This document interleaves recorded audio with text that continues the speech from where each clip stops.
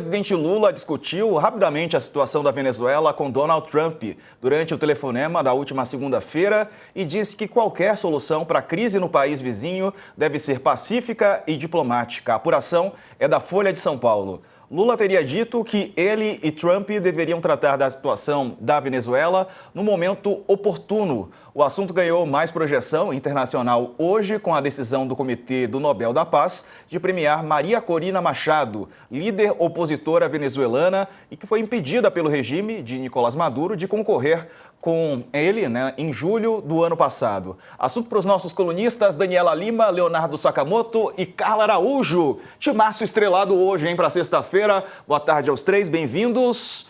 Oi, Dani. A conversa do Lula, então, ainda teve Venezuela como pauta. Uma boa tarde para você. Boa tarde, querido Sarza. Boa tarde, Carla. Boa tarde, Sakamoto. E boa tarde, claro, para você que está aqui com a gente todo dia no UOL News da segunda edição. Sarza, aparentemente sim, a apuração da Folha de São Paulo.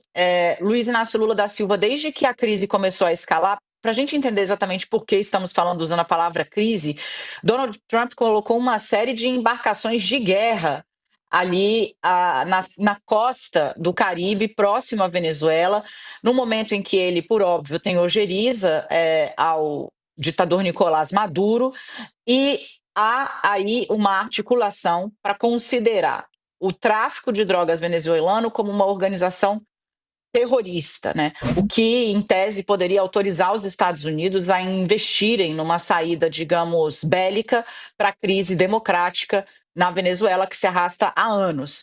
Então, muita preocupação sobre como esse prêmio, o prêmio Nobel, merecido, o prêmio do Nobel da Maria Corina Machado, vai mexer na política dos Estados Unidos. A gente vai avançar sobre isso já já. Então, o que aconteceu, né? Recentemente, quando houve essa colocação dos navios ali na costa do Caribe, o Lula foi orientado, e a gente falou sobre isso aqui, a defender uma solução de paz e só. Não entrar no mérito sobre Nicolás Maduro.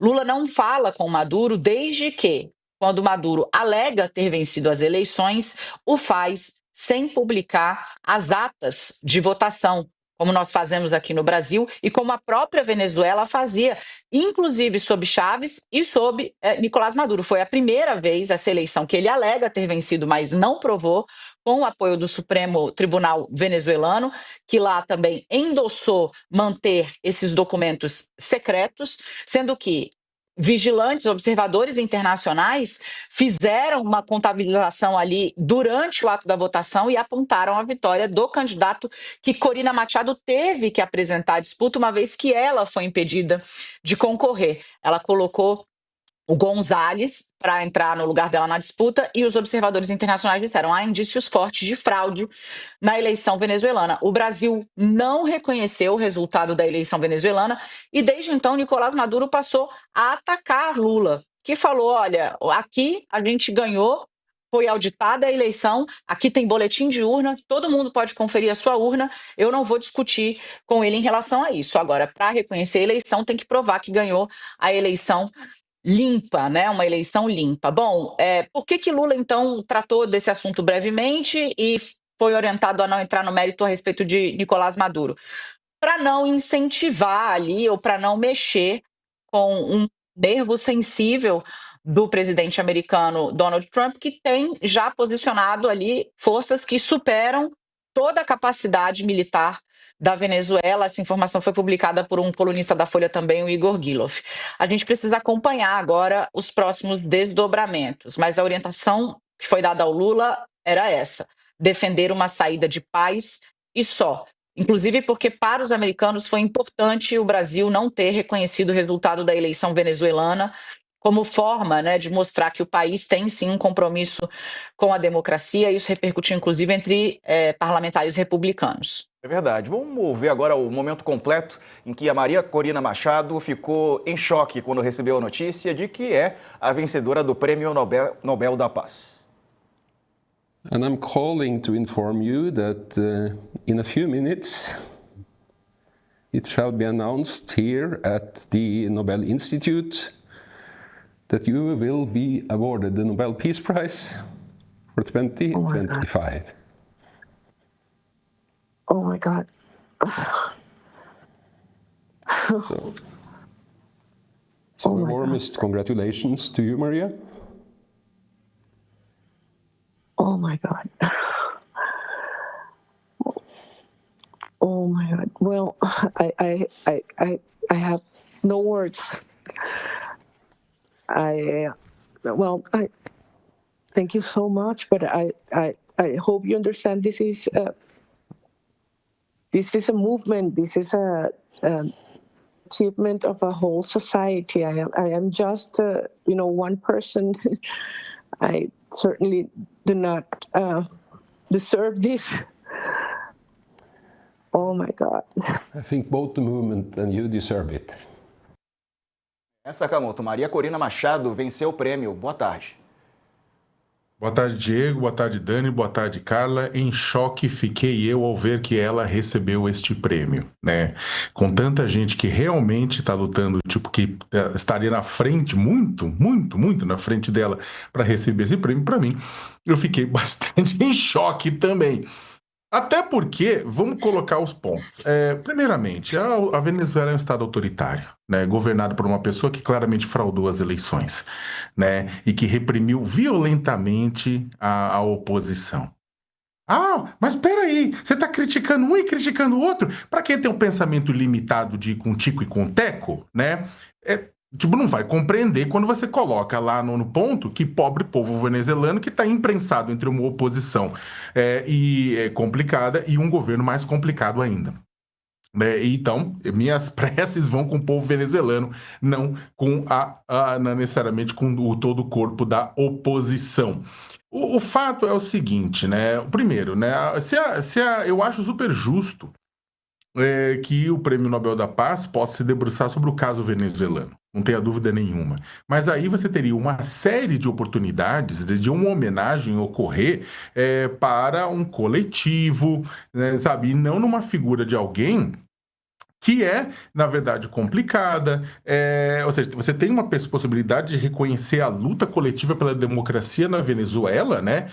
E não uma pessoa que várias vezes foi acusada de posições antidemocráticas e de posições, inclusive, favoráveis à intervenção dos Estados Unidos no meio do processo. E os Estados Unidos agora está intervindo, está com frota naval na região sul do Caribe, na região na altura da costa venezuelana, está com submarino. Na verdade, contraditoriamente, esse Nobel da Paz ele pode acabar legitimando uma escalada militar dos Estados Unidos contra o país, repito, com que a própria Corina Machado, intervenção que a Corina Machado chegou a defender. Né? Então, o que acontece? Vamos colocar da seguinte forma, para quem também deve estar reclamando, não, mas a Venezuela é uma democracia. Eu entrevistei na época, a gente trouxe aqui, inclusive com exclusividade do UOL, grupo de pesquisadores independentes do mundo inteiro se reuniram, pegaram as atas de eleição, mostraram que Edmundo González tinha vencido o Nicolás Maduro por algo próximo a 66-31. Só que o Conselho Nacional Eleitoral, né, que é unha em carne com Maduro, anunciou que ele tinha vencido por 51-44. Né? E desde que o resultado foi proclamado, o país viveu protesto, viveu prisão de lideranças, busca de refúgio em embaixadas, guerra de versões, como bem colocou a Dani, o Brasil não reconheceu a vitória de Maduro, bem como a União Europeia, com os Estados Unidos, enquanto isso China, Rússia, Irã, entre outros, parabenizaram pela eleição, que você imagina muito bem o que significa essa diferença, essa dicotomia.